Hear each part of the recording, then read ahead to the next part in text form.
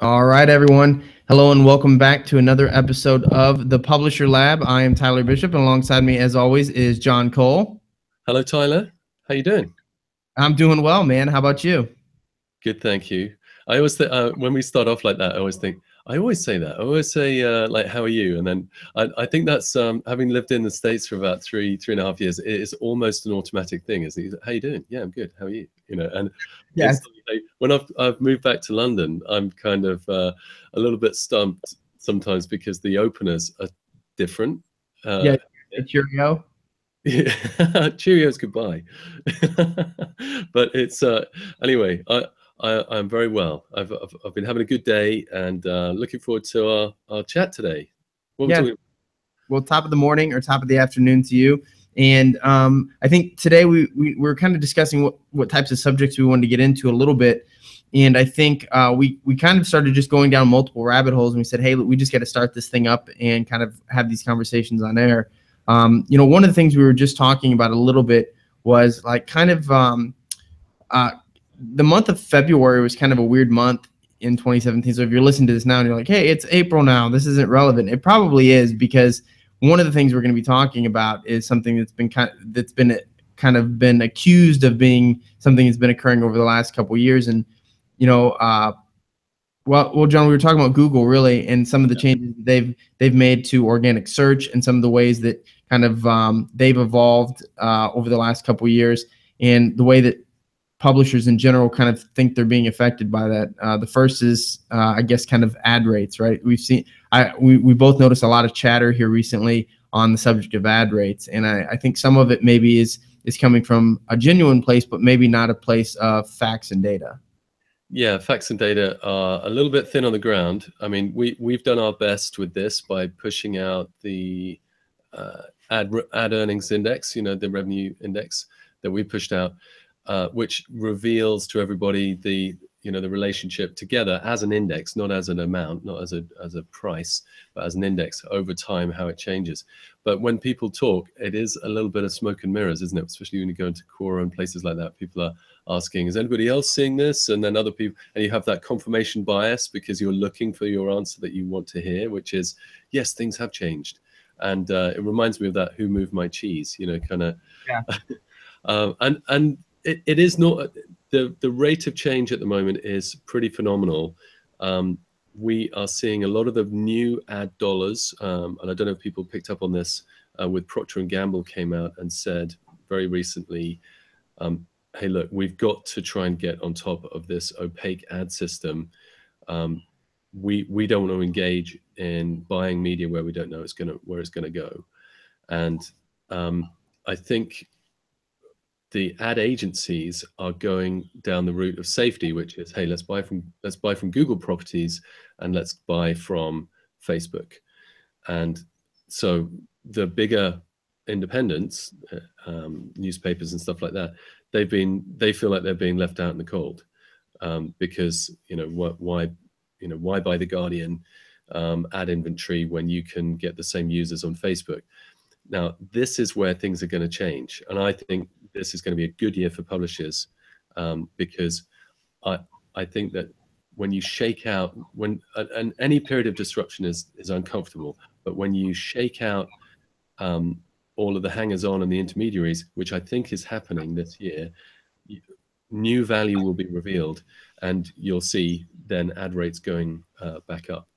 Whether or not ad rates have really gone down in the last 3 years, I think if people are comparing how many visitors they had coming from desktop 3 years ago and how many visitors they have coming from mobile 3 years ago, I think there's your answer.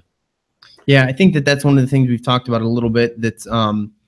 That's been a factor in all of this is, I think a lot of people, we were talking about before this, there was a specific thread that was really popular where we were seeing lots of people saying, hey, my ad rates seem to be down in February compared to November. What's the deal? And obviously that's a function of seasonality largely. For those that don't know, you can go to adrevenueindex.zoic.com or just search ad revenue index, and you can see how ad rates kind of fluctuate from a seasonal standpoint, month over month and that sort of thing.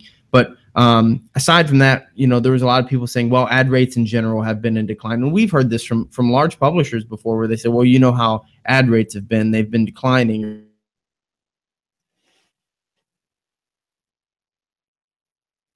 significant changes or updated yourself in the last couple years or even month to month, there's a good chance that you could be falling behind. Yeah. You cut out just a little bit there. I think I got most of it.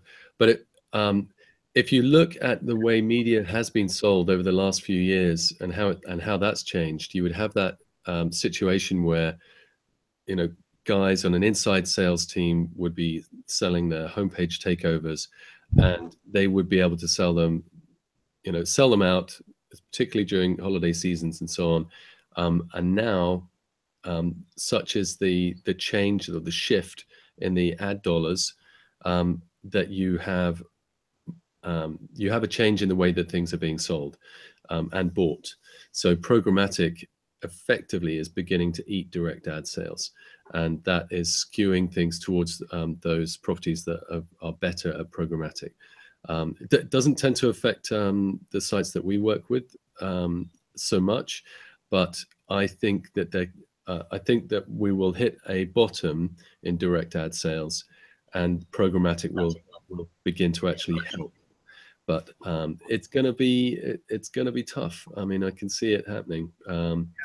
It's interesting. I have a really good friend that's he's an advertising executive for a firm that does a lot of buying and selling advertising, and for different companies, and they do over 50 million in ad buys a month. And he was talking about how significantly the amount of direct deals that they do is dropped. And he talks about it being just really a function of efficiency, and talking about how, if you're going to spend the 90% of your ad dollars with Facebook and Google and some of these other major ad networks, to do a direct deal with newsite.com, just made up news site or whatever, it's such an inefficient use of your time, when ultimately, if you can just optimize your dollars that are spent in all these other areas, you're more likely to hit your goals or your KPIs or whatever. So even aside from it being a market trend, I think you're seeing a lot more of with the ability to target and all the different things that the duopoly is providing now. There's just so much value in targeting audiences there, and so much you can optimize, that the direct deals kind of become like a second or third objective in everything that you do. And so it's just not the high priority that it once was. So it's a bad time to be a direct ad salesman, unfortunately, but it's a really good time if you're a publisher or you're in the programmatic business. Yes, definitely. Things are trucking along at a pace now, and of course, as mobile goes up and up, it is the number one screen now. So, in terms of the number of page views, that is good for programmatic sales. What's interesting too is I did a blog post on ad rates just in general, kind of as a response to a lot of this kind of chatter that's been going on. And one of the interesting things is there's a graph on the blog post that I shared, and it shows the desktop ad rate, or the amount of spending that has occurred for programmatic on desktop over the last 4 years, I think it is, and it's only going up to 2015 maybe. Maybe it's 2016, but it shows that desktop, it's incremental. It's very small, but it almost looks flat compared to mobile, which it's very steep. It's 45 degrees going up, and they're graphs stacked on top of each other. And you can see if you have been very well optimized, your ad configuration or your site is very well tailored to desktop users and that sort of thing. You've likely seen probably everything stay the same, potentially maybe things declined a little bit, but you've been missing out on potentially a lot of the growth in mobile if it's just kind of like, I've got a mobile site and I'm assuming everything is working the same on there as it is on desktop. We learn over and over again that's just not the case. We're just different users, right? Yeah, exactly. And user behavior is changing as well. So when you're an advertiser, you're putting money into a budget to get a result. The attribution models that sort of track your results are getting better. So that means that the wastage is going down, and the fraud or whatever, the stuff that used to get lost in discrepancies, that's getting ironed out as well. I think overall the ecosystem is just getting more and more efficient. It may seem unfair to some people who are used to the old way of doing things, but in the same way that newspaper ad salesmen used to sell their ads, a full page in a national newspaper used to be $10,000. Like, just no way that you get that anymore. It's not. It's not going to happen. These things are changing, right? Same thing. I'm expecting the same thing with TV. Um, Yeah, you that's been a popular subject right now, programmatic television. Yeah, that's right. And trying to do all this stuff manually, very, very, very hard to do. Let the computers do it. And for us as publishers, we want to embrace this because it takes the load off. You don't have to wrangle 15 different ad relationships anymore. Just let them all compete, and as long as you get paid, then that's all good.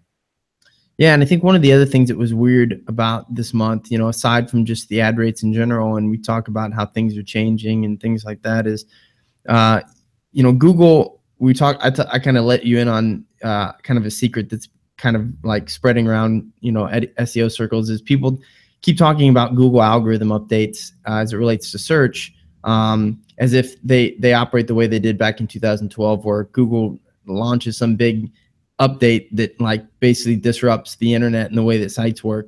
I think we all have the general guidelines that Google has around how they rank sites. So just looking for quality websites, right? So if you have good time on site, bounce rate, content that's relevant to a subject that users like, your site is going to do well. You don't have to worry about being hammered by some new Google. Obviously your mobile ready, site speed's good, all those types of things. But most of those things should be taken care of. So you shouldn't be majorly affected by any quote unquote algorithm update. The other thing is Google doesn't really launch their algorithm updates as like this big drop anymore. I think there's this perception that that's kind of how it operates, but they've talked about this before kind of in code terms, and it's becoming more and more relevant for people that monitor this. Google kind of rolls their updates out like 5%, 10% at a time. They go slow so that people don't see these massive spikes. One, so that they can control, if they launch something and it goes live, it doesn't completely ruin the platform. And then B, so that people don't necessarily monitor every small update that they make and kind of hone in on exactly what they change, right? They don't want people to really figure out the algorithm. Nevertheless, they've made some changes since the new year. I think January through February, a lot of people have seen site changes and things like that. Being able to draw a circle on Google's definitely made some changes. They've announced information about the interstitial penalty, right? The mobile pop-up. If you come from search and there's immediately a pop-up that covers the content, you're being penalized for that. So that's one thing that's affecting things, and they're continually trying to do things that affect quality. They're really focusing in on right now, like tricky links or what's the word, they disguising sneaky mobile redirects is what they said. Is so that natural news was banned, and that was a big story this week. And they're working to be reindexed, or they've been reindexed at this point. But Google, in a rare case, because natural news was claiming it was because they were Trump supporters, right? That's why they got banned.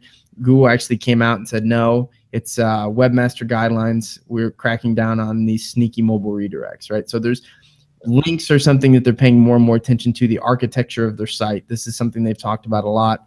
So my point in this is people want to blame Google, right, John? They want to blame Google for changes that hits that they've taken or things like it. But the truth is if you have a good quality site, there probably hasn't been anything that's majorly affecting you. And if you are seeing yourself being affected, it's a good time to go back and revisit the basics, I think. Yeah.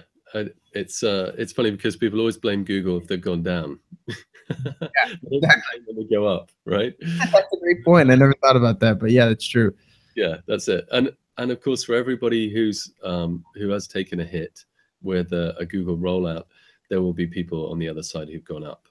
And happily, I see many more of the sites that are on the way up rather than the ones that are on the way down. And they tend to be the sort of people who are willing to change and embrace change. When you're producing good content, keep doing more of that. Don't. I think the people who've been around a while, like you and I have seen a lot of these updates. You get the feeling. You just get sort of that patience thing clicks in the back of your head that says, Oh yeah, okay, I know what this is. We're just going to wait this one out. Yeah. And then you just fire it. And there are other people who will just, they will go in it and go over it and over it and over it. And actually, what you have to do is you have to wait your 6 weeks, wait for your site to get indexed, and duke it out. I mean, tell me a little bit more about that natural health banning. I did read a little bit about it. I've got to say, I just scanned the article. So Natural News is a site that I would just say that they're controversial content, right? So in the realm of they publish things that people of a certain political persuasion are more likely to like or dislike, right? So that being said, originally when they were taking out of search results, it was noticed immediately. And the first thought was like, oh my gosh, this is fake, quote unquote, fake news. Google is policing the internet. And so they immediately came out and called for a ban on Google. They started a petition and they said, it's because we've supported Trump in the election, and that's the reason why we've been banned here. And Google quickly came out and said, no, that's not the case. This is a case of a violation of webmaster guidelines. If someone's experiencing this, they didn't even come out and directly say it's this particular site, but he said if somebody's experiencing this, surely they have warnings or notifications in their search console, which is a way everybody should be checking that, by the way, their search console, and they should be able to go check that. And if they solve the problems, they will be re-indexed. They can submit a case and all that kind of stuff. And so they denied that they had any warnings in Search Console. And then Google kind of tweeted out ominously just one line of their webmaster guidelines, and it was around the sneaky mobile redirects. And they said, we've been cracking down on these. And so smart people read between the lines and said, hey, this must be what it is.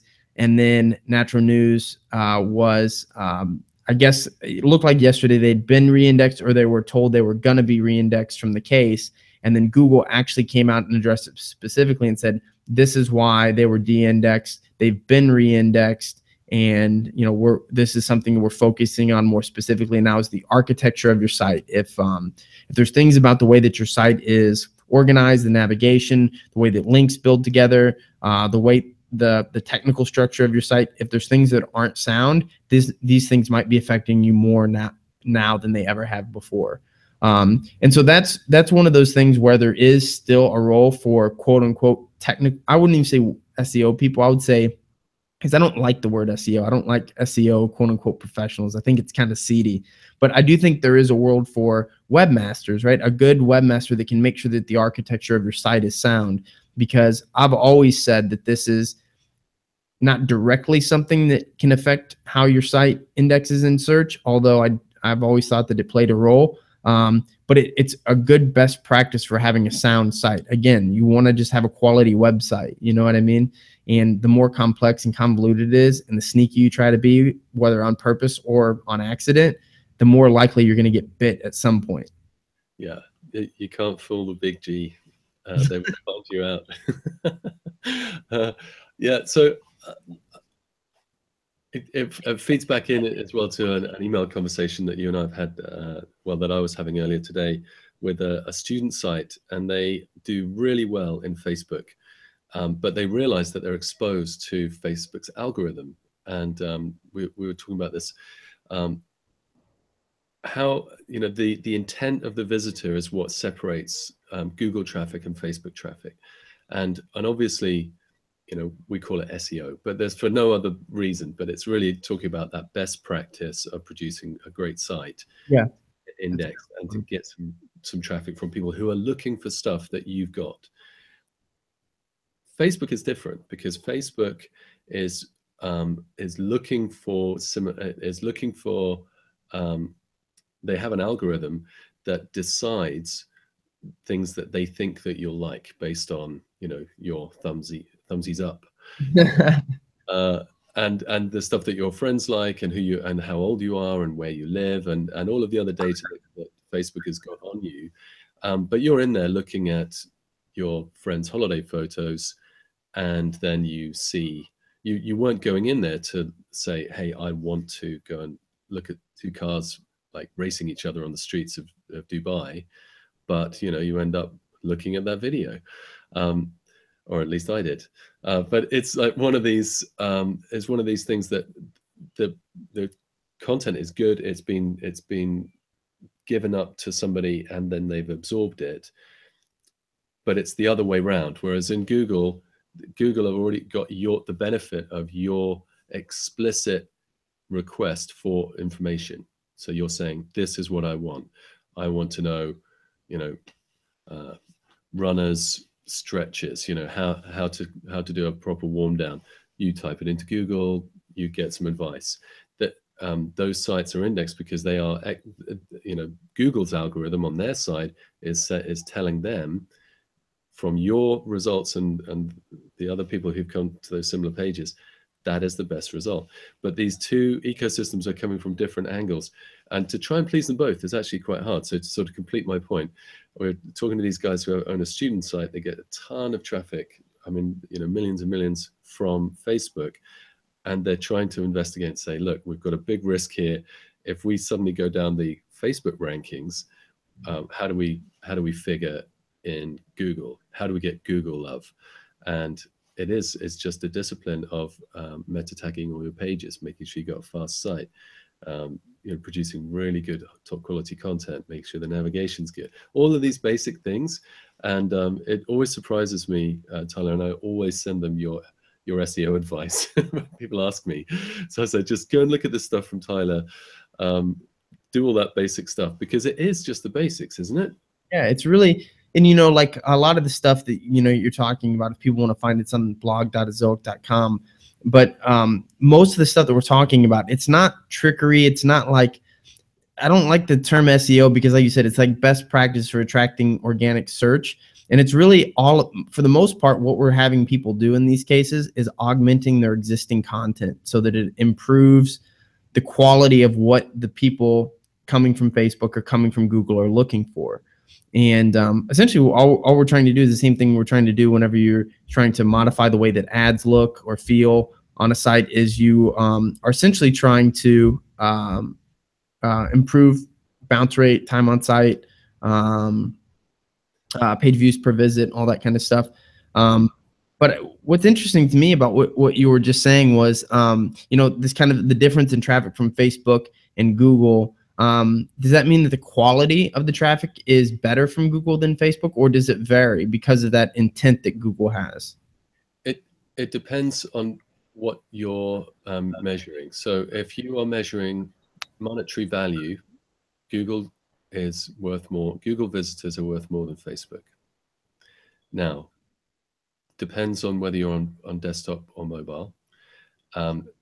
Mobile, Facebook are actually better at monetizing mobile, it appears. But when you're talking about the intent of a visitor and how closely they're paying attention to what they're doing, that is when an advertiser's message will get through, and you're much more likely to get a response.